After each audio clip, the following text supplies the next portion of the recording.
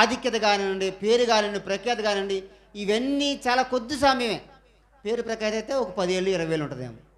ఆహారం అయితే ఒక కొద్ది గంటలు ఉంటుందేమో. వస్త్రాలు అయితే మాసిపోయినంత వరకు ఉంటుందేమో. ఉంటాయి కొత్త వస్త్రాలు బాగా ఒక 20,000 పెట్టి మంచి వస్త్రం కొనుక్కున్నాం. వస్త్రాలు అది ఎంతసేపు ఉంటుంది చెప్పండి? ఒక వారం ఉంటుంది, ఒక నెల ఉంటుంది. తర్వాత పాత అయిపోద్దా? పాత అయిపోద్ది. మీరు 20,000 పెట్టుకున్నా కూడా పాత అయిపోద్ది. ఎందుకని? అది అక్కడే అయిపోయింది. దాని దాని జీవితం మరలా కొత్త దానికొద్ది మనం చూస్తుంటాం. కానీ యేసుక్రీస్తు ప్రభులో ఉన్నటువంటి సంతోషం అది కాదు. ప్రతిరోజు కూడా సంతోషం. ఎందుకని?